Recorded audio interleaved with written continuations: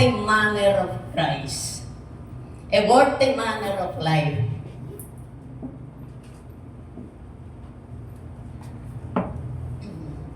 Para saan po ba at tayo ay tinawag? Alam po ba natin kung bakit para saan tayo ay tinawag? Marami pong bagay yan. Basahin po natin ang Ephesians 4, verse 1 to 6.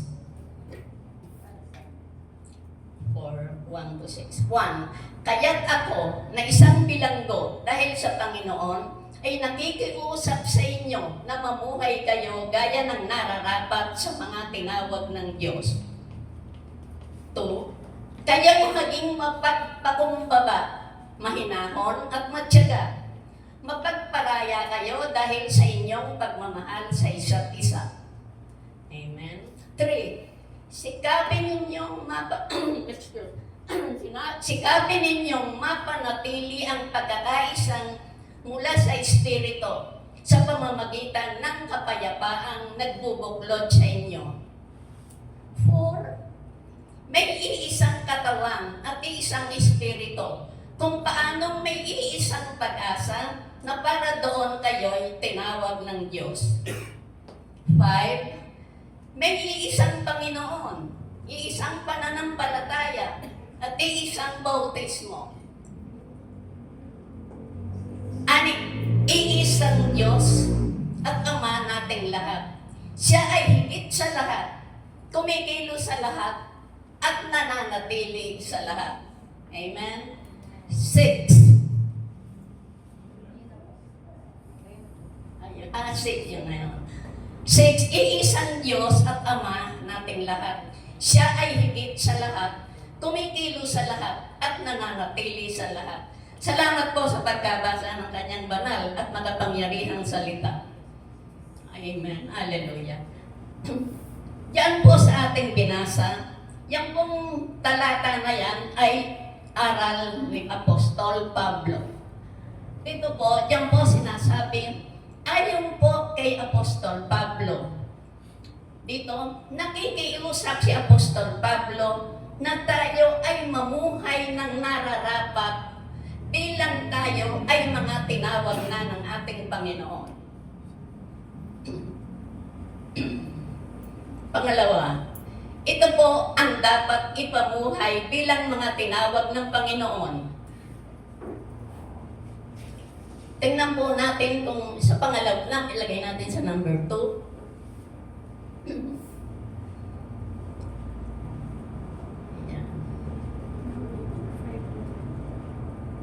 Ephesians 2. Dito po, ito po ang dapat ipamuhay natin bilang mga tinawag ng ating Panginoon. Ito po yung mga katangian kanyang hinahanap. Number 1 po, magpagpakumbaba. Ano po ibig sabihin ng magpakumbaba? Sa English po, ito po ay humility o humbleness. As we all know, there are 2 types of humility. The true humility and the false humility. And sa true humility po, a very good example of that is mababasa natin sa Philippians 2, verse 5 and 8. Ayan. Naway magkaroon kayo ng kaisipan na tulad ng kay Kristo. Philippians 2, 5, 8. Ang magandang halimbawa po, yan ay ang ginawa ng ating Panginoong Hesukristo, na siya na nasa pinakamataas ng antas ng buhay, ay bumaba pa po siya sa pinakamababang batayan o antas ng buhay. Siya po ay nagmistulang alipin upang tayo ay tubusin sa lahat ng ating mga kasalanan. Yan po ay ginawa ng ating Panginoon na walang pagkukunwari. Yan po ay doon po niya pinakita ang humbleness. Amen po. Yung pong ginawa ng ating Panginoon na bumaba siya sa baba, yung po ay walang halong pagpapanggap. Yung po ay kanyang buong pusong ginawa. Pangalawa po ay ang be patient. Ano po ibig sabihin ng be patient? Magtiyagang nag-aantay sa pagkilos ng banal na espiritu sa atin. Yan po, patient, nangangailangan po ng patient. Ibig pong sabihin, habaan po natin ang ating mga pasensya. Kung meron po tayong hindi pagkakaunawaan na maliit na bagay lamang, dapat po ay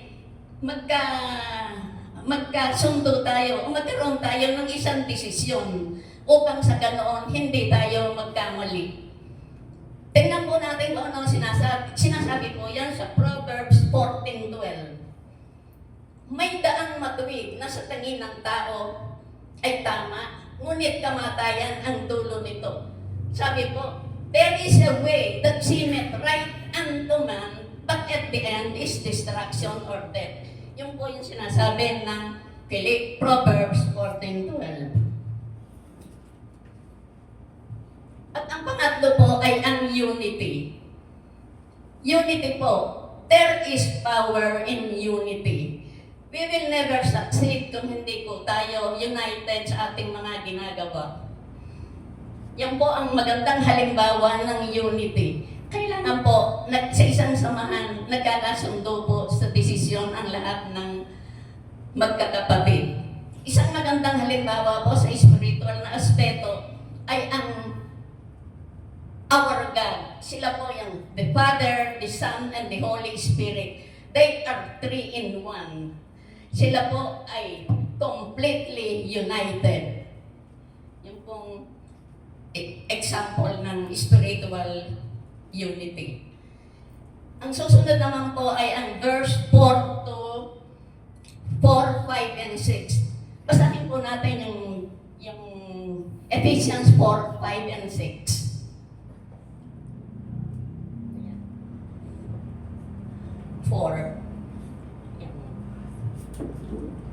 Ayan. May iisang katawan at iisang espiritu. Kung paano may iisang pag-asa na para doon kayo'y tinawag ng Diyos.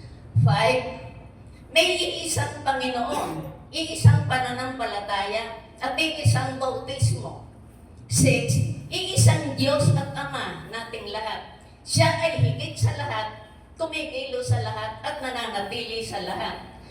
Yang po tatlong verse na yan ay sinamarize ko na lang po sa mga 2 or 3 sentences. Ang ibig pong sabihin yan ay God commands unity.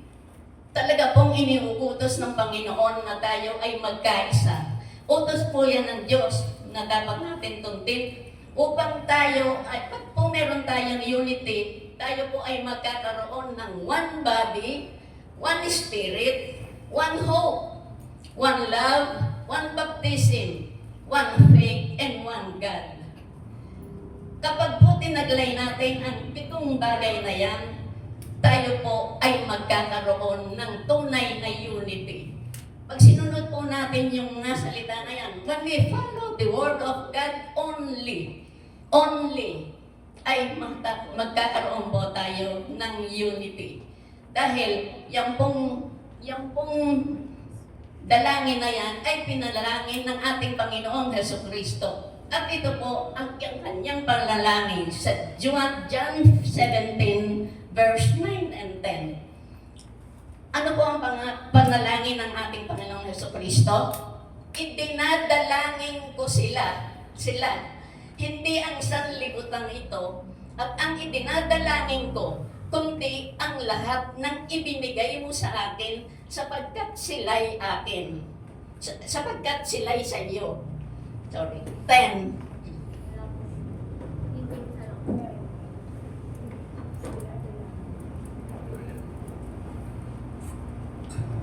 Ang 10, dito na lang. Ang lahat ng akin ay iyo, at ang lahat ng iyo ay akin.